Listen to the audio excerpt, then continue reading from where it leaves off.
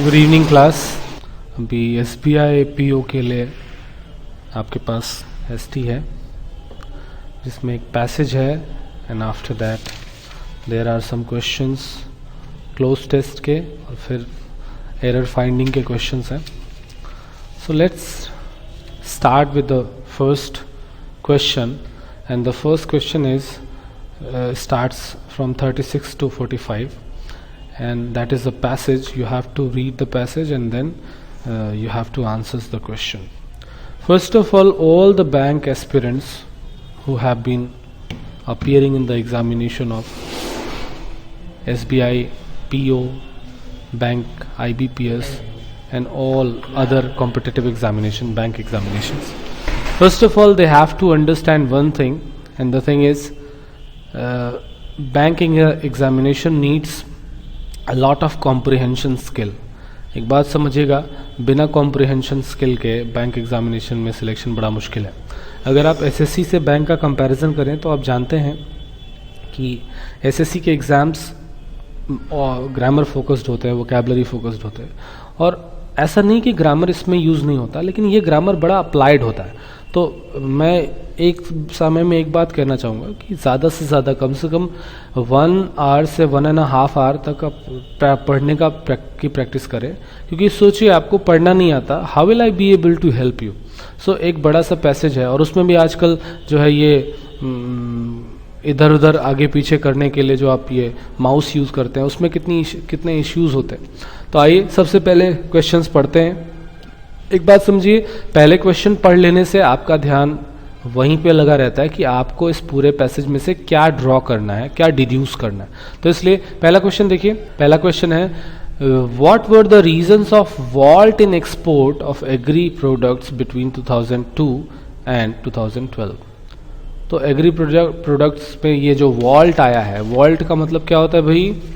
Vault का मतलब होता है जो छलांग लगाया है, जो ये जो एक तेज़ी आई है वो किस वजह से आई है। हम पढ़ेंगे कि 2002 से 2012 के बीच में जो एग्री प्रोडक्ट्स के बीच में जो तेज़ी आई है उसके वजह क्या क्या है।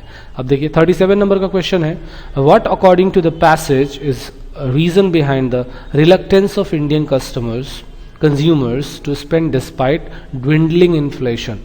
ड्विंडलिंग मतलब होता है गिरता हुआ, घटता हुआ, और रिलक्टेंस मतलब अनिच्छा, कि आप किसी चीज़ को खरीदने के इच्छुक नहीं। तो इस पैसेज के अकॉर्डिंग वैसी कौन सी वजह है जिसने इंडियन कंज्यूमर्स को खरीदने की इच्छा को कम किया है, स्पेंड करने की इच्छा को कम किया है। हालांकि इन्फ्लेशन कम हुआ है फिर भी उन्होंने जो है प्रोडक्ट ज़्यादा नहीं खरीदे, इसकी क्या वजह रही है, इसकी बात हम करेंगे। 38 देखिए, how did the state of rural economy influence the rising expenditure overall until 2011-12। तो स्टेट ऑफ जो रूरल इकोनॉमी है उसने कैसे इन्फ्लुएंस किया है, इसकी बात हम करेंगे। अच्छा, what is the meaning of the phrase trickle down? Trickle down का मतलब क्या है देखेंगे। फ्रेज पहले सेंटेंस पढ़ेंगे, पैसेज पढ़ेंगे, फिर एक बार देखेंगे। और 40, which of the following were the boosters of rural income boom from 2007 to 2012। अच्छा, एक बात समझिए, रूरल से बड़े सारे क्वेश्चन है। पहला ये क्वेश्चन रूरल इनकम, फिर ट्रिकल डाउन छोड़ दीजिए, तो एक देखिए रूरल इकोनॉमी के इन्फ्लुएंस की बात कर रहे हैं, ठीक है। फिर देखिए रिलक्टेंस ऑफ कस्टमर, ये तो अलग क्वेश्चन हो गया। तो 2 क्वेश्चन जो है रूरल इकोनॉमी पे और एग्री प्रोडक्ट्स, इन 3 क्वेश्चन हो गए। तो आइए सबसे पहले क्वेश्चन यानी कि पैसेज पढ़ते हैं। Why is falling inflation making so little difference to consumer spending? कह रहे हैं कि ये जो falling inflation है, जो मुद्रास्फीति में जो गिरावट आ रही है, गिरता हुआ मुद्रास्फीति है, इसकी वजह से तो कंज्यूमर्स को ज़्यादा स्पेंड करना चाहिए। तो क्यों इतना छोटा डिफरेंस, इतना थोड़ा डिफरेंस कंज्यूमर स्पेंडिंग पे ये जो है पड़ रहा है? इसकी वजह से इन्फ्लेशन कम भी हो रहा है फिर भी लोग ज़्यादा खर्च नहीं कर रहे हैं, क्या वजह है? तो देखते हैं। One explanation could be that Indian consumers have been so thoroughly singed by the double digit inflation rates of the previous 60 years that they are not loosening up their purse strings yet। एक बात समझेंगे, वो कह रहे हैं कि एक explanation इस थियरी की ये है कि मतलब मुद्रास्फीति या इन्फ्लेशन, महंगाई घट रही है, फिर भी लोग ज़्यादा प्रोडक्ट्स पे खर्च क्यों नहीं कर रहे हैं, स्पेंड नहीं कर रहे हैं। तो इसकी एक एक्सप्लेनेशन ये है कि ये जो डबल डिजिट इन्फ्लेशन रेट्स थे, उन्होंने वो जो है कहीं ना कहीं इतना गंभीरता से थॉरोली कंप्लीटली जो है उन्होंने कंज्यूमर्स को इस 6 सालों में प्रभावित किया है कि अब वो जल्दी से लूजनिंग, मतलब जो है ढीला करना, अपनी जेब जो है ना, पर्स स्ट्रिंग मतलब होता है खर्च, तो अपना जेब जल्दी से ढीला नहीं करना चाहते हैं क्योंकि वो बहुत परेशान रहे इन 6 सालों में। तो this could mean that the additional disposable income in the last 1 year has been flowing into savings rather than spending. तो अब ये इसका मतलब ये है कि जो एडिशनल डिस्पोजेबल इनकम, डिस्पोजल मतलब खर्च करने लायक या उपयोग करने लायक, तो जो एडिशनल डिस्पोजेबल इनकम रही है वो इन दिनों, इन सालों में, वो जो है स्पेंडिंग के बजाय किस में गई है, सेविंग में लोगों की गई है। But that does not provide an explanation for why consumption has been actually weakening in recent quarters। लेकिन ये भी इस बात को अच्छे से समझाता नहीं, एक्सप्लेन नहीं करता है कि कंजम्पशन क्यों जो है इधर कम हुआ है इस रिसेंट क्वार्टर में। Nor does it explain why consumers were on a spending spree during the high inflation years until 2011-12। अब देखेंगे इसका मतलब क्या है। Nor does it explain why consumers were on a high spending spree। देखेंगे स्प्री का मतलब होता है, समझिए एक्सपेडिशन, कहते हैं ना मौज मस्ती का दौर, या कहते हैं कि बहुत ही फिजूल खर्ची। तो ये भी जो है, एक तो ये चीज एक्सप्लेन ये नहीं करती कि इंडियन कंज्यूमर्स जो है क्या कहते हैं, क्यों इस नियर क्वार्टर में, इस रिसेंट क्वार्टर में उन्होंने क्यों जो है कंजम्पशन कम किया है। साथ ही साथ वो ये भी नहीं एक्सप्लेन करती है कि 2011-12 के दौरान इन्फ्लेशन के टाइम में, जब हाई इन्फ्लेशन था, उस वक्त लोगों ने जो है ज्यादा खर्च, फिजूल खर्ची क्यों की। This leads us to the other explanation, the state of rural economy. ये जो है हमें लेके चलता है एक अदर एक्सप्लेनेशन की तरफ, जिसको हम कहते हैं जो रूरल इकोनॉमी की स्टेट है, अवस्था है, उसकी बात करते हैं। तो आइए देखते हैं। More consumers good makers admit that the great Indian consumption boom between 2007-8 and 2011-12 was powered mainly by aspirational rural consumers। बात समझेंगे। बहुत सारी कस्टमर गुड मेकर्स ऐसा मानते हैं कि ये जो क्या कहते हैं इंडियन कंजम्पशन में बूम हुआ है 2007-8 से 2011-12 के बीच में, वो ज्यादातर एस्पिरेशनल रूरल कंज्यूमर के द्वारा हुआ है। एस्पायर होता है ना, महत्वाकांक्षा रखना। तो जो महत्वाकांक्षी रूरल कंज्यूमर्स रहे हैं, उन्होंने ही जो है ये जो है कंजम्पशन को में थोड़ा सा बूम लेके आए थे। This period not only saw rising rural demand but for FMCG goods such as branded hair oils, shampoos and creams, but also brisk uptake of motorcycle, tractors, cars and consumer appliances। तो उन्होंने कहा इस period में न केवल rural demand दिखा है FMCG, fast moving consumer goods के लिए, जैसे कि branded hair oils, shampoos, creams. अब जानते हैं कि आजकल गांव में बड़ा चलन है, धीरे धीरे वो मॉडर्न हो गया। मैं गांव जाता हूं तो देखता हूं कि लेवाइस के नीचे की जीन्स से बात ही नहीं करते। इसके अलावा ब्रांडेड शैम्पू, ब्रांडेड टोपी, ब्रांडेड चश्मा, तो ये इन चीजों की जो है मांग में बहुत बढ़ोतरी हुई। साथ ही साथ but also brisk Uptake. Brisk का मतलब क्या होता है, तेज, बहुत ही तेज गति का अपटेक हुआ। मोटरसाइकिल्स भी ली उन्होंने, ट्रैक्टर्स भी लिया, कार्स भी लिया, कंज्यूमर अप्लायंसेस भी लिए। अच्छा, अगर किसी ने इतना सब कुछ लिया, वो भी रूरल इकोनॉमी, रूरल कंज्यूमर ने लिया, तो इसका मतलब है कि उसके पास कहीं ना कहीं से परचेजिंग पावर आएगी। अब इसकी बात करते हैं। NSSO surveys of household consumption for part of this period also support the view that rural consumers spent much more than their urban peers. तो इनका मानना है कि NSSO की रिपोर्ट है कि जो है हाउस होल्ड कंजम्पशन पे कि जो है वो भी इस बात को सपोर्ट में है कि रूरल कंज्यूमर्स ने उनके समकक्ष जो अर्बन पीयर्स हैं, जो उनके अर्बन कंज्यूमर्स हैं, उनसे ज्यादा खर्च किया इन दिनों। There were three drivers of the rural income boom from 2007 to 2012। 2007 से 12 के बीच में 3 ड्राइवर्स रहे, 3 चालक रहे जिन्होंने रूरल इकोनॉमी को, रूरल इनकम को बूम किया। भाई सबसे पहली बात है, when you have purchasing power it means that you are getting some money from somewhere and what are the income sources you have to understand। तो 2007 से 12 में 3 ड्राइवर्स रहे रूरल इनकम के। क्या क्या? 1, sharp hikes in the minimum support prices of key food crops by the pro farmer UPA lent considerable support to farm incomes in this period. अब देखिए UPA सरकार थी तो उन्होंने काफी पैसा लेंड किया, उधार किया, और जो मिनिमम सपोर्ट प्राइस जो है गन्ने की और सारी नकदी फसलों की तय की गई, और इससे जो है क्या कहते हैं गांव के यानी रूरल के कंज्यूमर को बड़ा मदद मिली, उसके पास परचेसिंग पावर है, resulting in favourable terms of trade for agriculture for the first time in many years. तो बहुत सालों में पहली बार ऐसा हुआ कि जो है फेवरेबल टर्म्स बने ट्रेड में फॉर एग्रीकल्चर। अच्छा देखिए दूसरी वजह क्या थी, to the UP regime also delivered another boost of rural prosperity by ushering in the MNREGA. एक बात समझेगा, अशरिंग का मतलब, अशर का मतलब होता है प्रवेश कराना, संचालन कराना, यानी कि दूसरा काम ये या यूपीए रिजाइम में ये हुआ कि उन्होंने महात्मा गांधी नरेगा जो है योजना ले आके लोगों को उससे जो है प्रवेश करा दिया उसमें, यानी कि उससे जोड़ दिया। The program did not just guarantee minimum employment to non-farm workers, it also set a floor on the wages they could earn. तो उन्होंने न केवल एक मिनिमम एम्प्लॉयमेंट सेट किया नॉन फार्म वर्कर के लिए, बल्कि उनको एक जो है गारंटी भी मिले कि उनको इतना वेजेस तो मिलेगा ही मिलेगा। These two factors sharply bolstered का मतलब होता है सपोर्ट।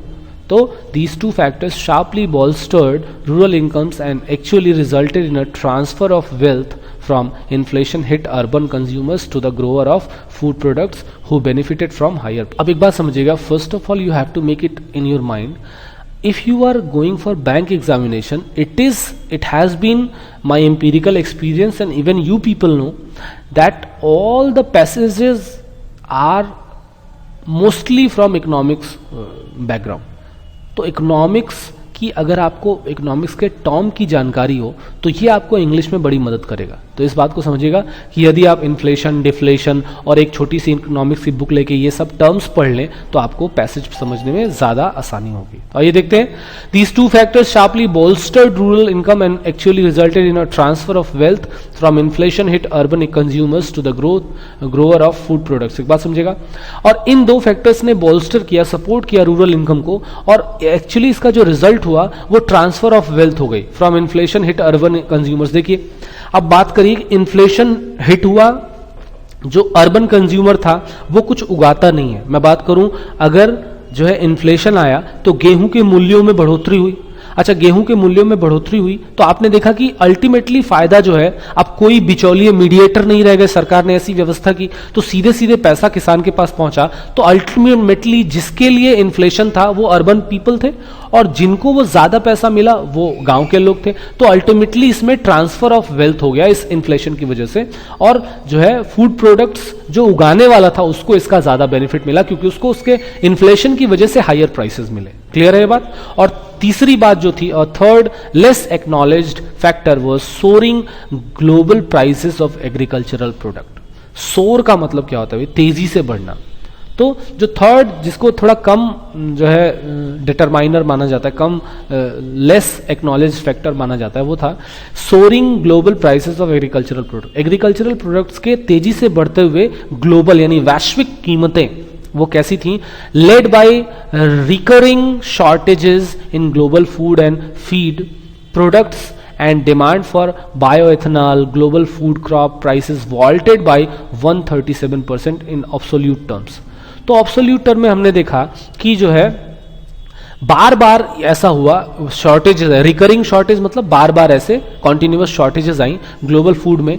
तो इस तरीके से, इस वजह से ग्लोबल फूड क्रॉप, बायोएथेनॉल, इन सब की कीमतें 137% तक बढ़ गई बिटवीन 2002 से 2012 तक, after falling by 8% over the previous 10 years period. ठीक है।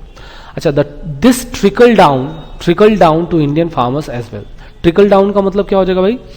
इसने जो धीरे धीरे से इंडियन फार्मर्स को कुछ भेजा, क्या भेजा? By expanding their realisation for cash crops such as cotton, corn, oil mills, rubbers, tea, coffee and so on. ये जो नकदी फसलें थी, इनका जो है expanding their realisation for cash crop, cash crop से उनको रियलाइजेशन हुआ, उनको this trickle down to Indian farmers as well by expanding, बढ़ाते हुए देयर रियलाइजेशन, उनकी जो सोच है, रियलाइजेशन है, for cash crop such as cotton, corn, oilment, rubber, tea, coffee and so on. Contrary to popular perception, इसके विरोध में जो पॉपुलर परसेप्शन है, जो पॉपुलर दृष्टिकोण है, India's agricultural sector does have significant global linkage both by way of imports, obviously cereals, pulses, sugar, cooking oils and export. High realization and rising demand saw the country's agri-product export vault fourfold from $10 billion to $40 billion between 2006 and 2012. तो बात समझेंगे कि जो है कीमतें 4 गुना बढ़ गई, और जो है एक बात और पता चला कि लोगों के बिलीफ से इतर कि जो है एग्रीकल्चरल सेक्टर का जो है ग्लोबल लिंकेज हो गया है इंपोर्ट और एक्सपोर्ट में। कई सारी चीज़ें इंपोर्ट की जाती हैं, कई सारी चीज़ें एक्सपोर्ट की जाती हैं, और 4 फोल्ड जो है तेज़ी आई, यानी कि 10 बिलियन से $40 बिलियन हो गया 2006 से 12 तक। तो आइए सबसे पहला सवाल देखते हैं, what were the reasons of vault in export of agri products between 2002 से 2012। तो वॉल्ट मतलब तेज़ी, तो जो है क्या कहते हैं, तेजी की वजह क्या रही है, ये जो वॉल्ट मने तेजी आई है इसकी क्या वजह रही है। What were the reasons of vault in export of agri products between 2002 2012। अब जरा देखिए 2002 से 2012 की बात कहीं की गई है क्या, जरा ध्यान से देखिए सेंटेंस में आपको मिलेगा। अच्छा पहले पढ़ते हैं, realisation for cash crop such as cotton, corn, oil, meal, tea, coffee expanded. तो आप देखिएगा जरा, रियलाइजेशन वाकई में बढ़ा है, रियलाइजेशन फॉर कैश क्रॉप बिल्कुल सही है, ये यहां देखिए realisation for cash crop such as cotton, corn, ये बिल्कुल सही बात है, ठीक है। अब जरा देखिए आपका global linkage of India's agricultural sectors in both export and import, और ग्लोबल लिंकेज भी है, ये भी बात बिल्कुल सही कही गई है। यानी ये जो दो चीजें हैं, ये जो दो चीजें हैं ये बिल्कुल सही बात है, इसलिए जो आपका सबसे अच्छा तीसरा है, MNREGA bolstered rural income and led to flow of urban money to the rural sector. तो एक बात समझेगा, जो 36 का आपका ऑप्शन होगा ओनली ए एंड बी। 2002 से 12 की बात की जा रही है, जरा देख लीजिएगा, ये जो आपकी ये वाली लाइन है 2002 से 2012 तक, तो इसमें क्या हुआ है, पहले तो एक जो है शॉर्टेज आया है, 137% इसमें बढ़ा है, ठीक है।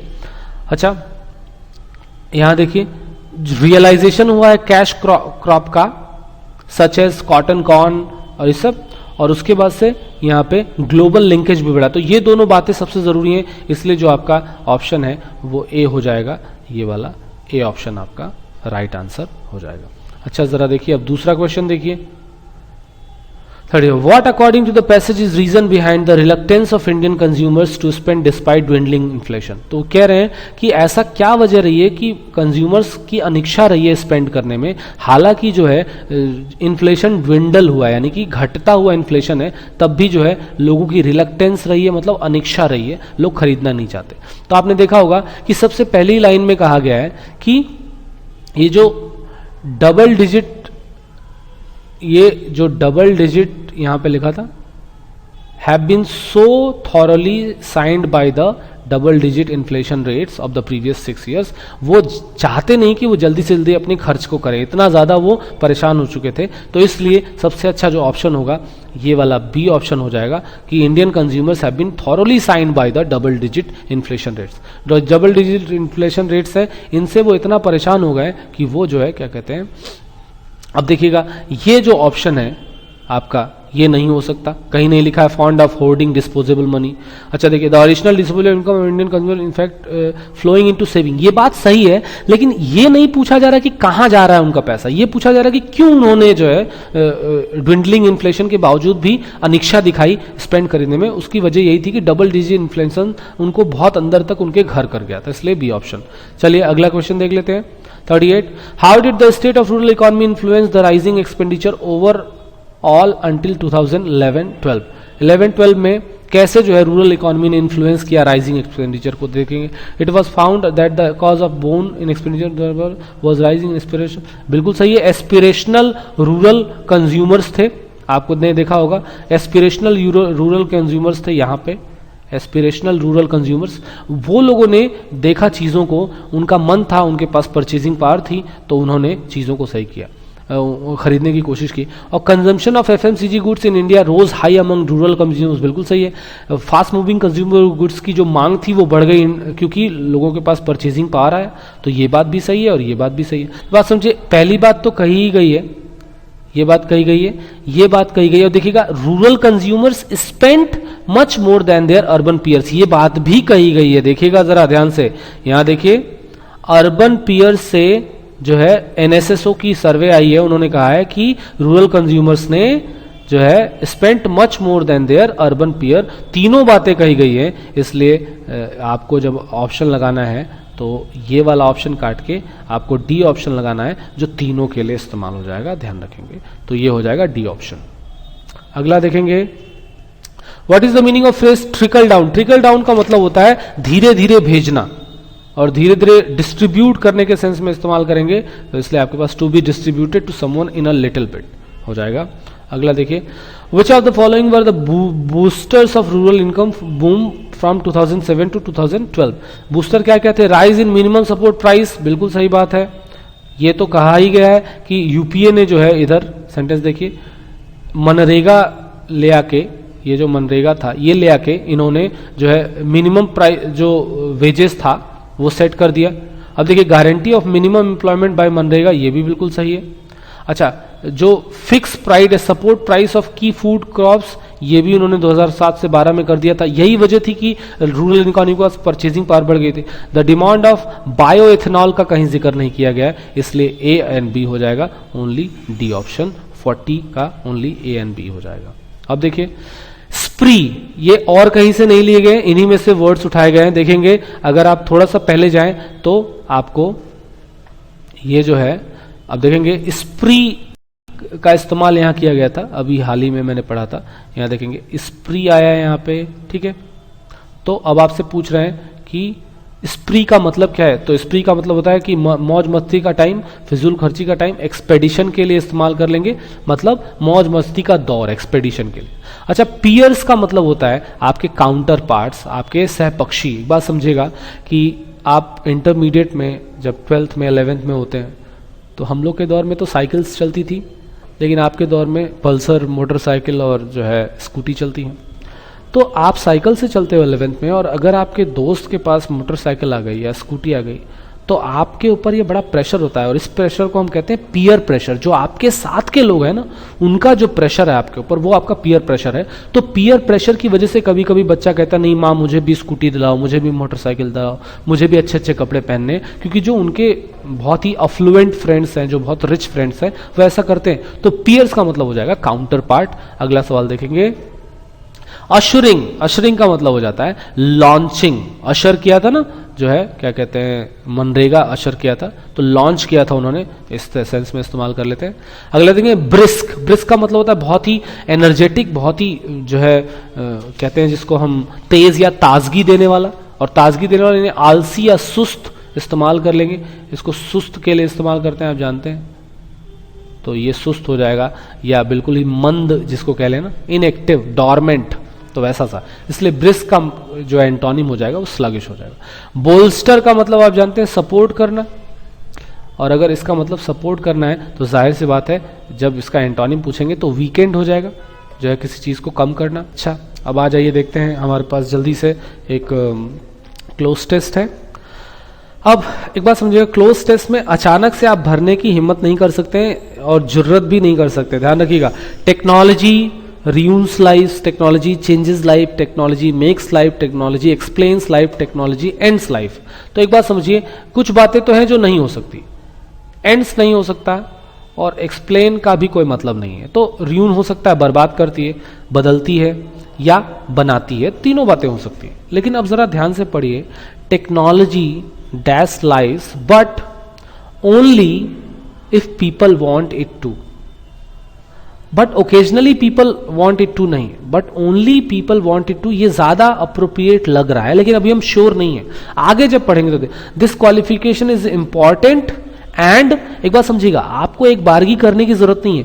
एक बात समझिए, क्लोज टेस्ट में ऐसा होगा ना कि 2-3 क्वेश्चन ऐसे होंगे जो ग्रामर से होंगे, तो अगर आप उस पर श्योर हैं तो आपको पूरे सेंटेंस का मतलब, पूरे पैसेज का मतलब ना भी पता हो तो आप श्योर हैं। अब जैसे देखिए 48 नंबर का क्वेश्चन है और मुझे यहां पे लिखता है दिस क्वालिफिकेशन, यहां देखिए this qualification is important and की टू अंडरस्टैंड प्रोग्रेस। तो आपको पता है कि की के साथ आप हमेशा लगाते हैं की टू सक्सेस, ऐसा बोलते हैं ना।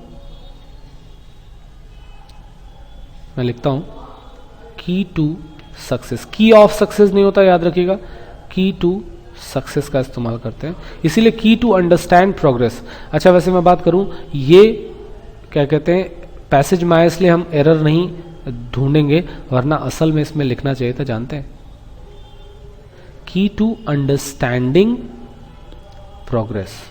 अगर की टू के बाद कभी भी कोई वर्ब आएगी तो वो आईएनजी फॉर्म में होगी। आपको याद दिला दूं, यदि कोई वर्ब टू के बाद आती है, अगर टू प्रीपोजिशन है, जैसे I want to talk to you, तो टू टॉक वहां इंफिनिटिव है, लेकिन अगर मैं कहूं कि यू कम टू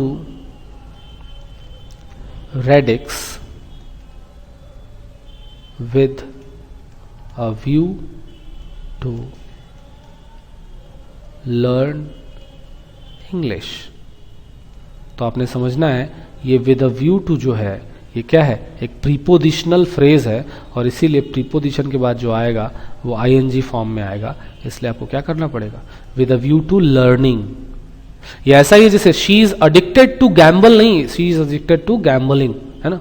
तो ये ध्यान रखेंगे, विद अ व्यू टू के बाद आईएनजी लगाना पड़ेगा क्योंकि वो प्रीपोजिशन है। इसी तरह यहां पे भी कायदे में तो यहां ये अंडरस्टैंडिंग होना चाहिए, बट हमें एरर तो फाइंड नहीं करनी है, छोड़ दीजिए। की टू अंडरस्टैंड प्रोग्रेस, तो यहां 48 का एक ऑप्शन तो क्लियर हो गया, की है। अच्छा, Akio Morita the founder of Sony used to make inventions not by writing code but by making minute. Making minute का मतलब है कि प्रबंधन करने से, यानी कि अपने एक एक मिनट को जो है बहुत ही अच्छे से बांधने से, उसको बढ़िया से इस्तेमाल करने से। देखते हैं आगे लिखा है, it is observable that when he relinquished direct involvement in product development at the company in the 1980s, relinquish का मतलब क्या होता है भाई, relinquish का मतलब क्या होता है, relinquish का मतलब होता है, नीचे लिख देता हूं एकदम, यहां देखिए, renounce, त्याग देना, छोड़ देना, renounce, relinquish, आप इसको इस्तेमाल कर सकते हैं abandon, आप एब्निगेट का इस्तेमाल भी कर सकते हैं, एब्डिकेट का इस्तेमाल भी कर सकते हैं। तो अभी देखेंगे कि इट इज ऑब्जर्वेबल, ये ऑब्जर्व करने लायक है कि that when he relinquished direct involvement in product development at the company in the 1980s, 1980 में जब उन्होंने डायरेक्ट इन्वॉल्वमेंट प्रोडक्ट बनाने के डेवलपमेंट में छोड़ दिया, Sony seem to lose its knack. अगला सवाल देखेंगे, मैं दिखाता हूं, इट्स नैक। नैक का मतलब समझिएगा क्या होता है, नैक का मतलब अगर नहीं जानेंगे तो गड़बड़ हो जाएगी।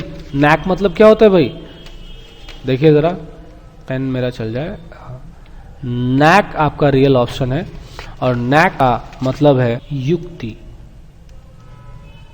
हम कहते हैं कौशल, जो आपकी स्किल होती है ना, नैक।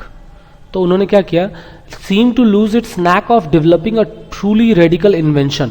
बात समझिएगा, प्रॉफिट ऑफ डेवलपिंग नहीं होगा, डेवलप कर रहे हैं ना, तो उनका जो कौशल था ना, जो उसका स्ट्रांग पॉइंट था, हम ऐसे कहें कि जो उनका फोर्ट था, फोर्ट मतलब क्या होता है आपका स्ट्रांग, स्पेशलाइजेशन जो है ना, तो जो उनका फोर्ट था, डेवलपिंग अ ट्रूली रेडिकल, एकदम बेसिक एक truly radical invention like the Walkman that the world takes to en masse. En masse का मतलब होता है टुगेदर, एन मास का मतलब होता है together.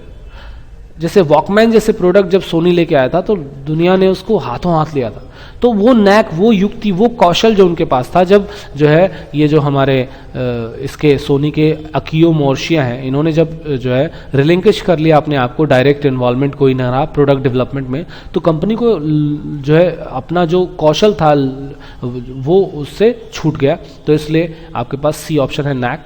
However much it seems the machine are in control, they are not. ऐसा लगता है कि मशीन्स कंट्रोल में है, लेकिन वो होती नहीं।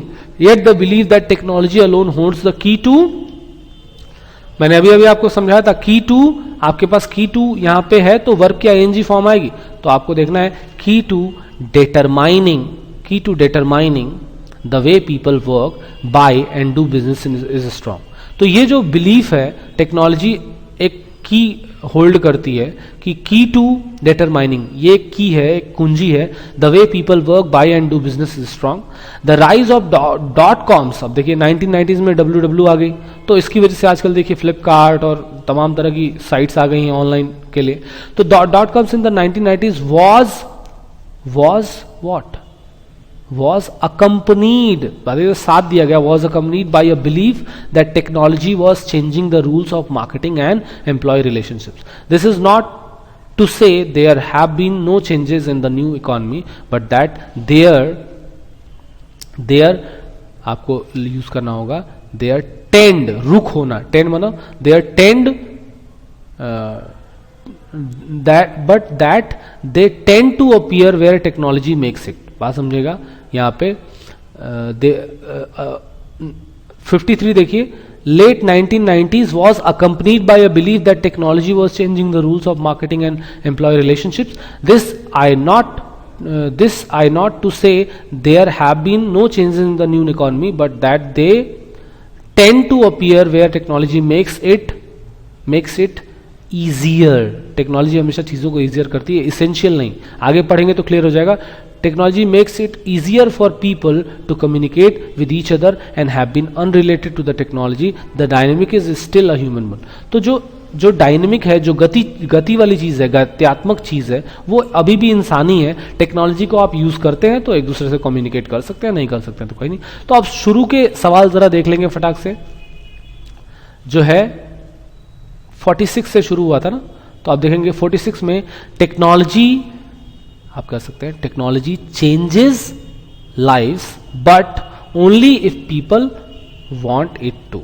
अगर आप लोग चाहते हैं तभी ये चेंज करेगी, वरना नहीं। तो पहले में बी और दूसरे में डी, उसके बाद से की, फिर आपको क्या लगाना भाई 49 में देखिए, detailed studies of how people live their lives, ये हो जाएगा।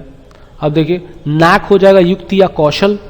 उन्होंने अपना कौशल खो दिया जब अकियो मॉर्शिया ने अपना इन्वॉल्वमेंट हटा लिया कि चलो भाई अब आप लोग डेवलपमेंट करो प्रोडक्ट। तो उन्होंने देखा कि जैसे वॉकमैन ने तहलका मचा दिया था पूरे वर्ल्ड में, अब वो उनकी जो उनका कौशल था, जो उनका विशिष्ट पॉइंट था, वो धीरे धीरे छूटने लगा, क्योंकि उन्होंने रिसर्च एंड डेवलपमेंट में कम काम किया।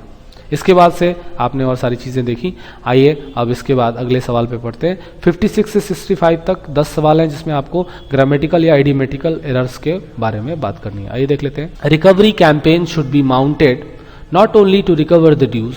एक बात याद दिला दूं आपको, नॉट ओनली के बाद हमेशा क्या आता है भाई, बट ऑल्सो। याद रखिएगा, नॉट ओनली के साथ हमेशा बट ऑल्सो आता है। तो recovery campaign should be mounted not only to recover the dues but also to continue. तो येट के स्थान पर टू तो रहेगा, ये टू जो है रहेगा, बट ऑल्सो का इस्तेमाल यहां कर लेंगे तो चीजें आसान हो जाएंगी, ध्यान रखेंगे। तो not only, recovery campaign should be mounted not only to recover dues but also, क्या होना चाहिए भाई, but also to continue awareness among borrowers about the necessity of timely repayment। याद रखिएगा, इस द THE कर लीजिएगा, ये ही नहीं है, द है, ठीक है। अब जरा देख लीजिए भाई अगला सवाल। The civic authorities had scrap the trade licence. Scrap मतलब होता है रद्दी कर देना, यानी कि अपने अधिकार से खराब कर देना। The civic authorities had scrapped the trade licence of a well known restaurant after investigation proved that it had chopped down a full grown tree because the tree was blocking the view of the restaurant. बिल्कुल सही है, इस बात को समझेंगे। Civic authorities ने क्या कर दिया, एक ट्रेड लाइसेंस को स्क्रैप कर दिया, रद्दी कर दिया एक वेल नोन रेस्टोरेंट के। क्यों? क्योंकि इन्वेस्टिगेशन के बाद ये प्रूव हुआ कि उन्होंने एक फुल ग्रोन ट्री को चैप कर दिया, यानी काट दिया था, जो उनके जो है रेस्टोरेंट के व्यू को ब्लॉक कर रहा था। तो बिल्कुल सही सेंटेंस है, नो एरर हो जाएगा। 98 देखिए, the result of the study showed that if the partners were willing to talk to each other. अभी बात समझिए, मुझे ईच अदर में थोड़ा खटका, पार्टनर्स तो 2 से ज्यादा भी हो सकते हैं, है कि नहीं? पार्टनर्स 2 से ज्यादा हो सकते हैं, और 2 से ज्यादा के केस में आप एक दूसरे की अंग्रेजी वन अनदर लगाते हैं, लेकिन हो सकता है पार्टनर्स 2 ही हो, तो अभी मैंने कुछ किया नहीं। If the partners were willing to talk to each other and arrive at a mutually agreeable decision that the joint decisions were more better नहीं हो सकता। कंपैरेटिव, डबल कंपैरेटिव का इस्तेमाल नहीं करते हैं, क्या लगा सकते हैं, मच बेटर का इस्तेमाल करेंगे। इस बात को ध्यान रखिएगा, मोर बेटर नहीं होता, याद रखिए।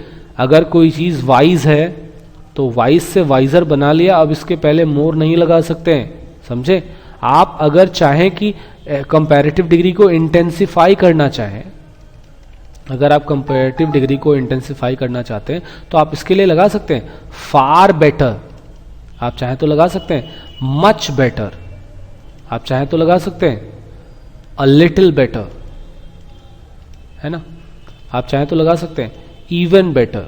ये तीनों चारों चीजें आप लगा सकते हैं कंपैरेटिव डिग्री को इंटेंसिफाई करने के लिए, लेकिन डबल कंपैरेटिव नहीं लगा सकते। जैसे हम कहते हैं चाइनीज इज मोर डिफिकल्ट, आप कहिए Chinese is much more difficult to learn than English, तो चलेगा।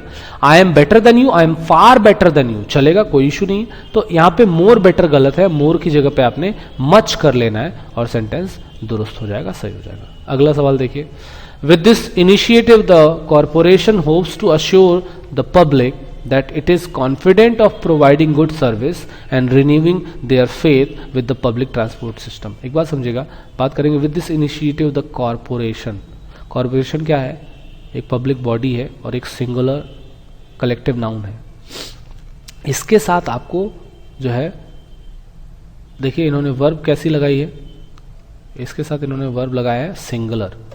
अब आप समझिए, इट इज कॉन्फिडेंट, इट का इस्तेमाल किया है किसके लिए, कॉरपोरेशन के लिए।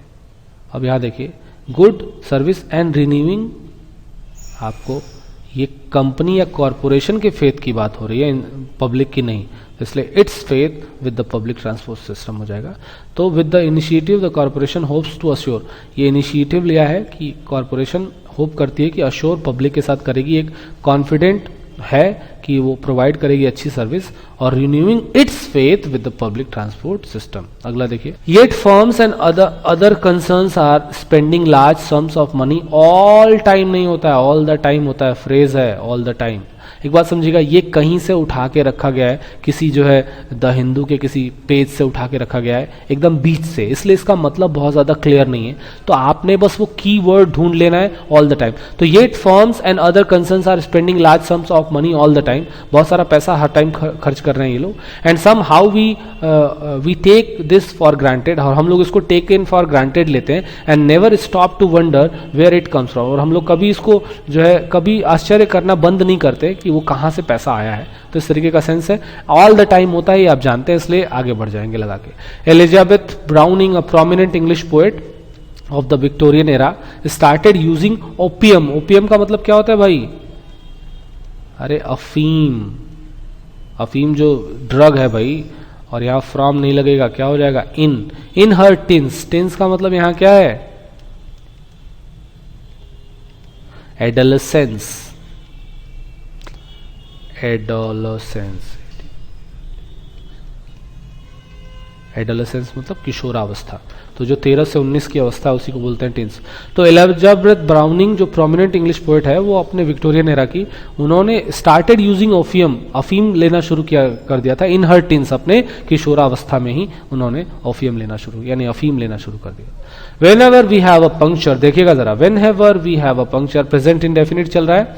जब भी हमारे पास एक पंक्चर होता है तो क्या होता है, she just sits in the car, वो कार में बैठी रहती है, and reads a book, और एक किताब पढ़ती है, while I change the wheel, भाई प्रेजेंट में ही सब चलेगा ना, तो इसलिए चेंज्ड क्यों लगाएंगे, while I change the wheel, जबकि मैं व्हील चेंज करता हूं, इस तरीके से चेंज हो जाएगा। अगला देखेंगे, everyone was reading quietly, अच्छा रीडिंग वर्ब है, एडवर्ब की जरूरत है भी यहाँ पे, बढ़िया। When suddenly the door burst open, बहुत अचानक से खुला, and a complete stranger rushed in, और एक बहुत ही कंप्लीट स्ट्रेंजर अंदर की तरफ रश्ड इन, भागता हुआ अंदर आया। बिल्कुल सही सवाल है, no improvement. Now that she is living in her own house, she cleans the windows twice a day in summer and once a week in winter. याद रखिएगा, इन समर इन विंटर होता है, द का इस्तेमाल नहीं करते हैं, ये ऐसा ही है जैसे हम कहते हैं बाय कार, आप नहीं बोल सकते बाय अ कार, या आप नहीं बोल सकते बाय द कार, अगर आप ऐसे बोलेंगे तो गलत हो जाएगा। जैसे हम कहते हैं ऑन फुट, तो आप इसमें और कुछ नहीं लगा सकते। अगर आप कहें ऑन स्ट्राइक, तो आप इसमें और कुछ नहीं लगा सकते। आपका है कि ऑन डिमांड, आप और कुछ नहीं लगा सकते। ऑन द ड्यूटी नहीं होगा, ऑन ड्यूटी होगा। आप जानते हैं ऑन अर्थ होता है, ऑन द अर्थ नहीं होता। आप जानते हैं एट नाइट होता है, एट द नाइट नहीं होता है। तो इसी तरह से इन समर और इन विंटर होता है। अगला सवाल देखेंगे। और हाउसिंग सोसाइटी कंप्राइजेज ऑफ, बहुत अच्छा सवाल है। कंप्राइज का मतलब समझिएगा क्या होता है। Comprise is equal to consist of. Consist of मतलब होता है से मिलकर बना होना। ओके, अब जरा देखिए, जरा मैं एक सेंटेंस लिखता हूं। The committee consists of 9 members. देखिएगा, या तो आप पूरा पूरा कंसिस्ट ऑफ लगाइए या इसी की जगह पर क्या लगाइए, कंप्राइजेस लगाइए। याद रखिएगा, कंप्राइजेस का मतलब ही होता है कंसिस्ट ऑफ, और कंप्राइजेस के साथ एक्टिव वॉइस में ऑफ का इस्तेमाल नहीं किया जाता। तो our housing society comprises 8 blocks and 48 flats in an area of about 1000 square metre. तो ये हो जाएगा, ऑफ हटा लेंगे, ए पार्ट में एरर हो जाएगा। चलिए ठीक है, तो थैंक यू वेरी मच।